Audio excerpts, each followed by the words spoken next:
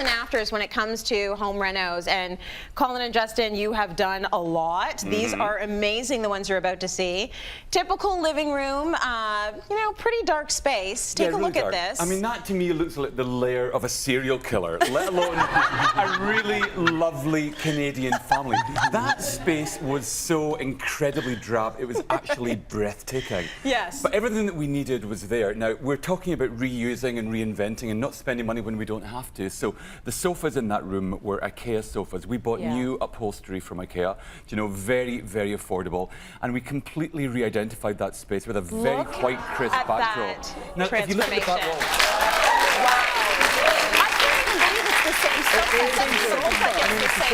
if you look at the back of that wall again, you'll see that we've taken the lack shelf, and rather than just hang them all vertically, let me say that again in English. Rather than hanging them all horizontally, we've added a vertical insert as well. And then we've taken a colour, that lovely turquoise colour, and used that in the pocket corner. Now that to me is just the essence of decorating, because you don't have to spend a lot of money. It's just about planning your look carefully to get that kind of result. Paint, upholstery, really good pieces, right? Love that. Okay, now take a look at this dresser. We're always telling you, you know, go antiquing, go out, see what goods you can find.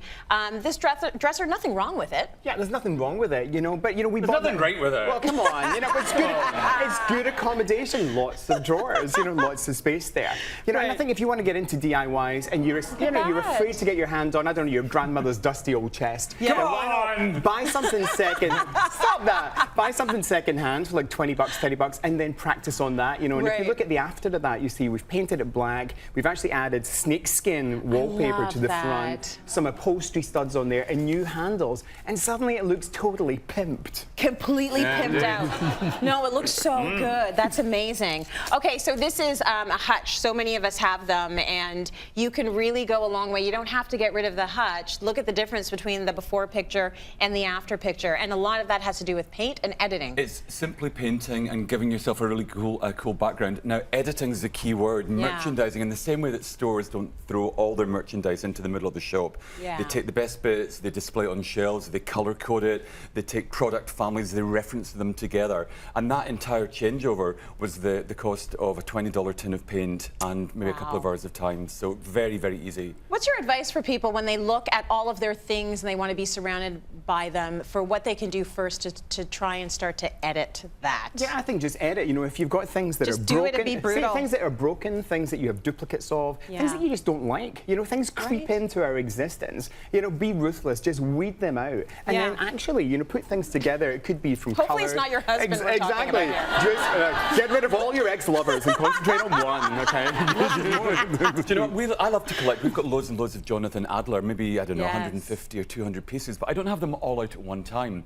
I seasonalize. Rotate. I rotate. I so you can always give them some love, right? Yeah, exactly. Less is more. You can enjoy each thing in moderation. Okay, well, I'm enjoying this. Take a look at this dining room before.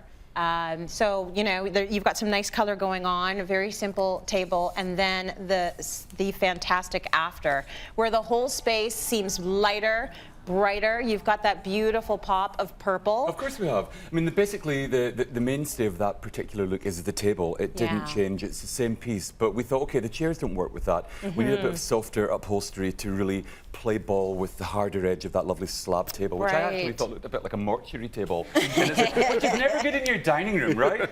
But when you soften it up and you add those softer layers, and textures are your best friend, and color obviously as well, it really works well. I think you did a great job. I just can't believe that's the same table. I know. That's what happens when you change everything around it. All of your stuff looks better. It's alchemy, Tracy. It's alchemy. Man, did I have a good time with you guys? You should they come back tomorrow?